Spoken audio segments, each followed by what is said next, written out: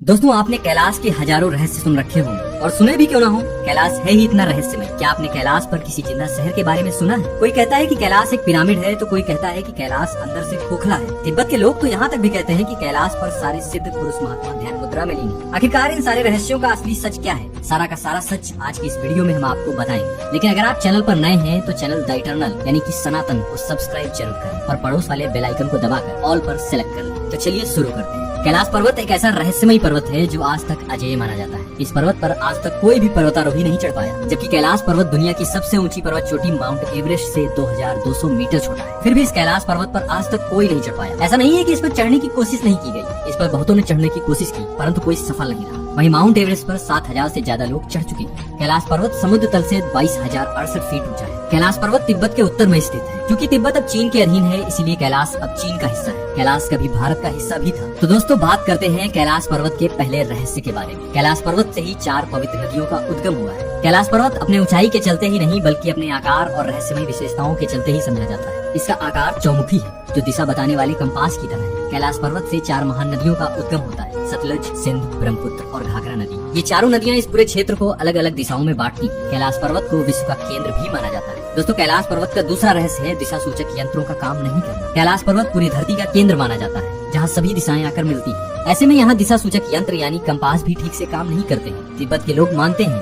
कि इस स्थान पर अलौकिक शक्तियों का आवरण है और यहाँ आज भी बहुत सारे योगी योग मुद्रा में हैं, जिससे कैलाश पर्वत अलौकिक शक्तियों का आवरण है। वैज्ञानिक भी कैलाश पर्वत पर एक अजीब से रेडिएशन होने की पुष्टि कर चुके हैं, जिससे यहाँ आधुनिक उपकरण ठीक से काम नहीं करते हैं। इसी जगह धरती के उत्तरी और दक्षिणी ध्रुव भी मिलते हैं, इसीलिए इसे एक्सिस मुंडी भी कहते हैं। एक्सिस मुंडी वो जगह है जहाँ दोनों ध्रुवों के तरंगों का संगम होता है, जिससे कंपास भी यहाँ काम नहीं करता है। दोस्तों, वैज्ञानिकों के अनुसार कैलाश पर्वत एक खोखला पिरामिड है। वैज्ञानिकों ने कैलाश पर्वत पर बहुत शोध किया। उनके अनुसार कैलाश पर्वत एक विशाल पिरामिड है, बिल्कुल मिस्र के पिरामिड के समान। लेकिन ये पिरामिड मानव की उत्पत्ति से भी पहले से है, जो अंदर से खोखला है, जिसके अंदर रहस्यमय और आधुनिक औजार हो सकते हैं। वैज्ञानिकों के अनुसार कैलाश पर्वत के अंदर एक रहस्यमय दुनिया होने के दावे भी किए गए हैं। उनकी माने तो कैलाश पर्वत के अंदर एक उन्नत सभ्यता रहती है, जो कैलाश पर्वत के मौसम को कंट्रोल करती है और खुद को संरक्षित करती है। एक और बात इस जगह को और रहस्यमय बनाती है, वो है यति यानी कि हिम मानव। यहाँ कई बार हिम मानव देखे जाने की पुष्टि हो चुकी है, जिसकी पहचान प्राचीन आदिमानव से की जाती है। दोस्तों, कैलाश पर्वत का अगला रहस्य है कि यहाँ पर समय बहुत तेजी से बढ़ता है। कैलाश पर्वत का सबसे रहस्यमय तथ्य यह है कि यहाँ समय बहुत तेजी से बीतता है। आप माने या न माने,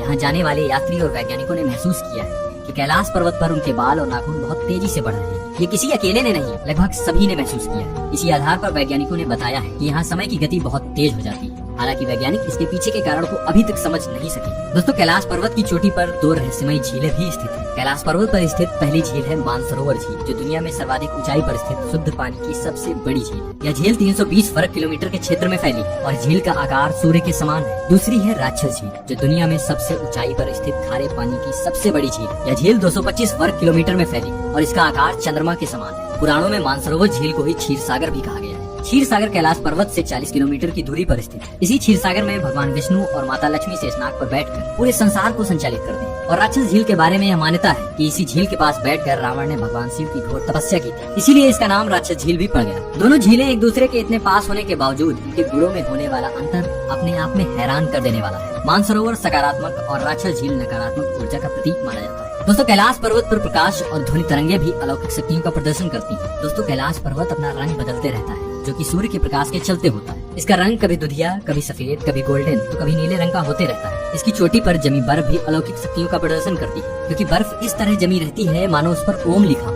जो कि भगवान शिव का प्रतीक माना जाता है। कैलाश पर्वत से हमेशा ओम की ध्वनि निकलती है। वैज्ञानिकों की माने तो यह ध्वनि बर्फ के टूटने की आवाज से ओम की ध्वनि उत्पन्न होती है। हमारे ब्रह्मांड में भी ओम की ध्वनि ही सुनाई देती है। ये नासा के वैज्ञानिकों ने पहले ही पुष्टि की है। अब इसे संयोग माने या शिव की शक्ति का रहस्य, ये आपके ऊपर है। गर्मियों में भी जब बर्फ पिघलती है तो डमरू की आवाज सुनाई दे, तो है ना बहुत ही रहस्यमय। कैलाश पर एक ऐसी ही मान्यता है कि मानसरोवर में जो भी एक बार शिव का नाम लेकर डुबकी लगाता है, वो मृत्यु के बाद रुद्रलोक पहुंच जाता है। अगर आप भी कभी कैलाश पर्वत जाते हैं, मानसरोवर में एक बार डुबकी जरूर लगाएं। मानसरोवर में स्नान करने का सबसे अच्छा मुहूर्त सुबह 3 बजे से 5 बजे का है। इसे ब्रह्म मुहूर्त भी कहते हैं।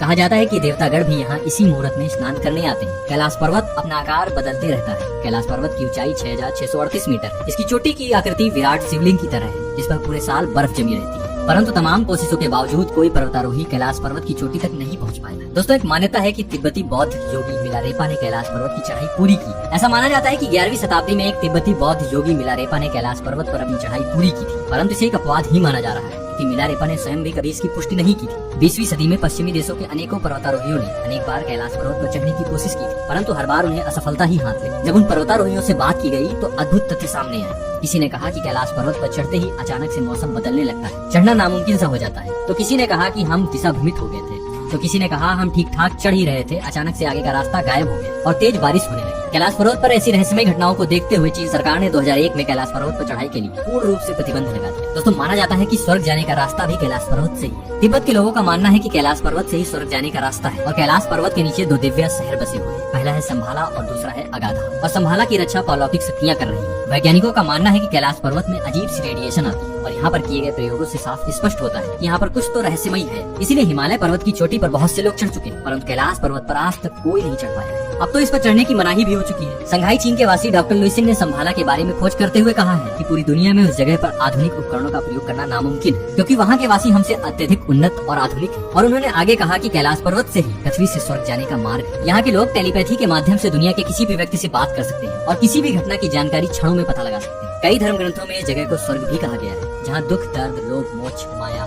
ईर्ष्या का निवास नहीं हो सकता है। कैलाश पर्वत की इस जगह को द हिडन सिटी के नाम से भी जाना जाता है। कहा जाता है कि भगवान बुद्ध ने अपने अंतिम समय में समय के चक्र को जान लिया था और इस जगह के बारे में कई लोगों को बताया भी था, और उसके बाद से ही इसे तिब्बत में संभाला कहा जाने लगा, जिसका अर्थ है खुशियों का स्रोत। दोस्तों, बात करते हैं कि रावण ने जो स्वर्ग की सीढ़ी बनाई थी उसका क्या रहस्य है। रामायण काल की कहानियों कौन नहीं जानता, जिसमें से एक ये भी है कि रावण ने एक बार धरती से स्वर्ग जाने के रास्ते का निर्माण करने की सोची थी। तब उसने स्वर्ग की सीढ़ी कैलाश पर्वत पर ही बनाने का प्रयास किया, जिसके निशान आज भी कैलाश पर्वत पर दिखते हैं, परंतु रावण उसमें सफल नहीं हो सका। कहा जाता है कि रावण जब मरने वाला था तब भगवान राम ने लक्ष्मण से कहा कि इस धरती से सबसे बड़ा बुद्धिजीवी जा रहा है, जाओ उससे कुछ सीख लो। तब लक्ष्मण जी रावण के पास गए और रावण से कुछ ज्ञान देने को कहा। तब रावण कुछ नहीं बोला। ये वाक्य लक्ष्मण जी ने राम जी को बताया। तब राम जी ने कहा कि तुम ज्ञान लेने गए हो, वो भी घमंड के साथ। एक बालक बनकर जाओ और रावण के सर के पास पैर के पास बैठकर आग्रह करो। तब लक्ष्मण जी अपना तीर कमान रावण के पास रखकर रावण के पैरों के पास बैठ गए और रावण से आग्रह किया। तब रावण ने वहीं पड़े तीर कमान को उठाकर लक्ष्मण जी की ओर करके तान दिया। तब रावण ने कहा कि दुश्मन कितना भी मजबूर हो उसे कमजोर न समझो। जब तुम दुश्मन को कमजोर समझ लोगे तो तुम्हारी हार निश्चित है। ये पहला उपदेश। रावण ने कई उपदेश दिए। अंततः रावण ने कहा कि कोई भी काम वक्त पर मत टालो, क्या पता किसी समय वक्त ही न बचे। मैंने अपनी जिंदगी में सारे काम किए, परंतु एक काम नहीं कर सका, क्योंकि मैंने सोचा मैं तो अमर हूँ, मेरे पास वक्त की कोई कमी नहीं, इसीलिए धरती से स्वर्ग तक की सीढ़ी नहीं बना सकता। तो दोस्तों, ये थे कुछ कैलाश पर्वत के बारे में रहस्य। दोस्तों, ये वीडियो आपको कैसी लगी कमेंट बॉक्स में जरूर बताएं। वीडियो को लाइक करें, शेयर करें, चैनल द इटर्नल यानी कि सनातन को सब्सक्राइब जरूर करें। मिलते हैं अगली वीडियो।